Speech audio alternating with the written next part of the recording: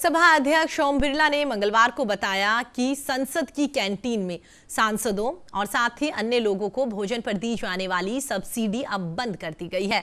बिरला ने इससे जुड़े वित्तीय पहलुओं के बारे में भी कोई जानकारी यहां पर नहीं दी है।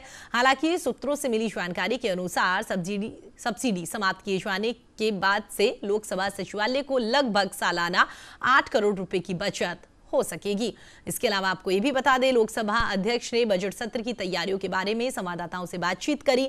बातचीत के दौरान कहा कि उत्तर रेलवे के बजाय अब आईटीडीसी संसद की कैंटीनों का संचालन करेगा। कोविड-19 की इस महामारी के बीच में लोकसभा का बजट सत्र 19 जनवरी से 15 फरवरी तक चलेगा।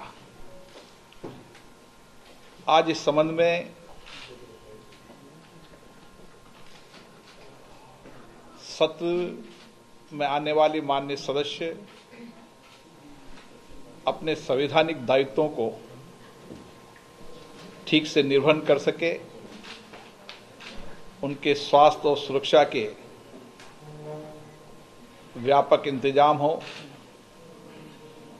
इसके लिए एक तैयारी बैठक किए है। राज्यों से भी आग्रह किया गया है कि राज्यों में माननीय सांसदों को स्वास्थ्य और सुरक्षा की दृष्टि से भी उनका ध्यान रखा जाए और ठीक तरीके से वे अपने संवैधानिक दायित्वों को निभाने के लिए दिल्ली आ सकें। उसके बारे में राज्य सरकारों को भी लिखा गया है। ये सत्र 2 चरण में चलेगा। पहले चरण के अंदर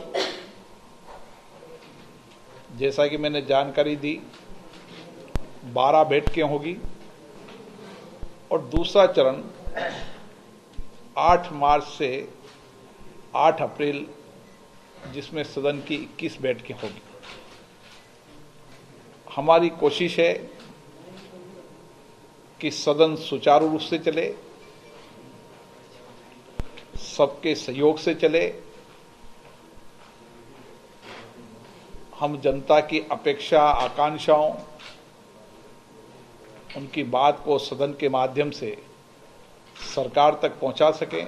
इस बार कई वर्षों से जो व्यवस्थाएं चल रही थी, इस बार उस व्यवस्थाओं में परिवर्तन करते हुए आईटीडीसी को हमने लोकसभा कैंटीन की व्यवस्थाएं दी है और जैसा कि मैंने जनरल पर्पज कमेटी के अंदर सभी माननीय सदस्यों से आग्रह किया था, सबने सहमति दी थी। हम उस कैंटीन के अंदर हमने सब्सिडी को समाप्त कर दिया पूर्ण रूप से।